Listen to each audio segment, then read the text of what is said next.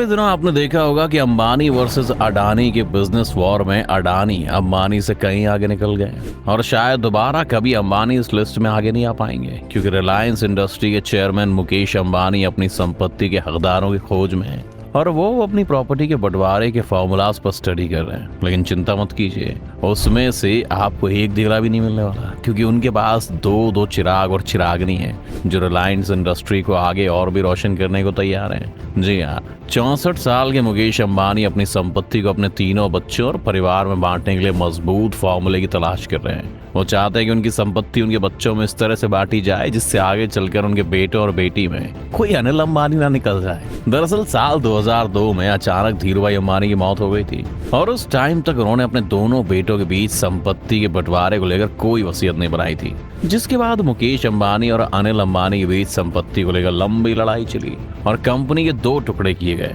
मुकेश अंबानी एक बार इस विवाद का दर्द झेल चुके हैं, इसलिए वो नहीं चाहते कि उनके बच्चों के बीच भी इस तरह का कोई विवाद हो। इसलिए वो अपनी 208 बिलियन डॉलर्स की संपत्ति और कारोबार के बंटवारे के लिए ब्लूप्रिंट तैयार कर रहे हैं। न्यूज एजेंसी ब्लूमबर्ग की रिपोर्ट के मुताबिक मुकेश अंबानी संपत्ति के बंटवारे के लिए वॉलमार्ट के फाउंडर सैम वॉल्टन के सक्सेस मॉडल को ट्राई करना चाहते थे। इसके अलावा दुनिया भर के अरबपतियों के बंटवारे के मॉडल को भी वो देख रहे हैं। दरअसल साल 1991 में वॉलमार्ट इंक कंपनी के फाउंडर सैम वॉल्टन की मौत के बाद उनके कारोबार के बंटवारे को जिस तरह से मैनेज किया गया था वो मुकेश अंबानी को काफी पसंद आया। वॉल्टन परिवार ने 1988 से ही कंपनी के कारोबार को हर दिन के हिसाब से मैनेजर्स के हाथों सौंप दिया था और इस पर नजर रखने के लिए एक बोर्ड बना दिया था। बता दें कि सैम के सबसे बड़े बेटे रॉब वॉल्टन और उनके भतीजे वॉलमार्ट बोर्ड में शामिल थे। सैम ने अपनी मौत से 40 साल पहले यानी कि 1953 में उत्तराधिकार योजना पर काम करना शुरू कर दिया था और उन्होंने अपने पारिवारिक कारोबार का 80% हिस्सा अपने 4 बच्चों को दे दिया था। ठीक उसी तरह मुकेश अंबानी में अपनी संपत्ति को अपने 2 बेटे आकाश अंबानी, अनंत अंबानी और बेटी ईशा अंबानी के बीच बांटना चाहते हैं। वॉल्टन फॉर्मूले के अलावा अंबानी अपनी होल्डिंग को ट्रस्ट में डालने के फॉर्मूले पर भी विचार कर रहे हैं। खैर ये सब तो डिसीजन की बात हो गई है, लेकिन जो चीज वो बांट रहे हैं वो कितनी बड़ी है इसे समझना भी बहुत जरूरी है।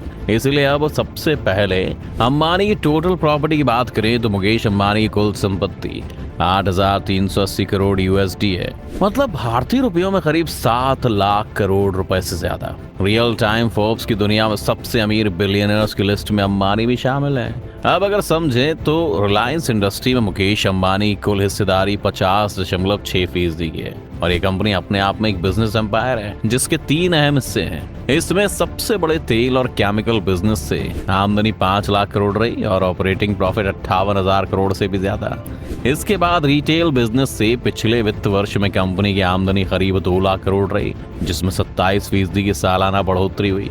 इसके साथ रिटेल बिजनेस का मुनाफा भी 29% बढ़कर वित्त वर्ष 2022 में 7,055 करोड़ रुपए हो गया। रिलायंस जियो प्लेटफॉर्म्स की आमदनी वित्त वर्ष 2022 में 11% बढ़कर 1 लाख करोड़ से ज्यादा हो गई और कंपनी का मुनाफा 23.6% बढ़कर 15,500 करोड़ के करीब जा पहुंचा।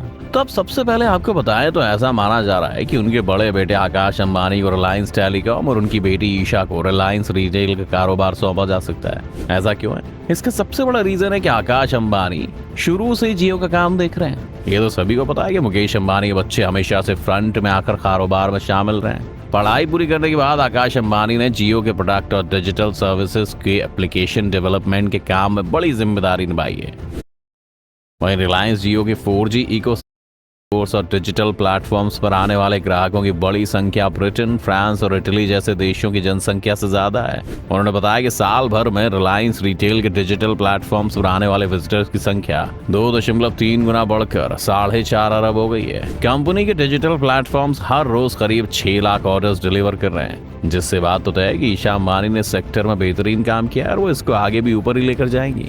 अब अगर उनके सबसे बड़े कारोबार की बात करें तो मुकेश अंबानी को दुनिया के सबसे बड़े अरबपति में शामिल करने वाला कारोबार कोई और नहीं बल्कि गुजरात के जामनगर में उनकी ऑयल रिफाइनरी है। गुजरात के जामनगर में रिलायंस बेसिक लेवल पर दुनिया की सबसे बड़ी पेट्रोलियम रिफाइनरी है। मुकेश अंबानी ने 1981 में भारत और बंटवारे के लिए मुकेश अंबानी फैमिली होल्डिंग के लिए ट्रस्ट का गठन कर सकते हैं, जिसका कंट्रोल रिलायंस इंडस्ट्रीज पर होगा।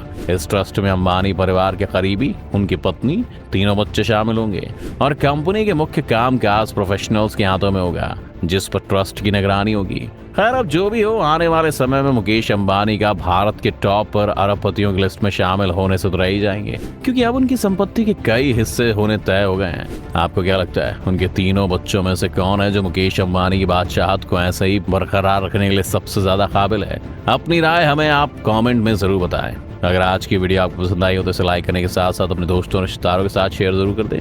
अगर आप ये वीडियो YouTube पर देख रहे हैं तो चैनल को सब्सक्राइब करके बेल आइकॉन जरूर दबा दें। फिलहाल के लिए इतना ही।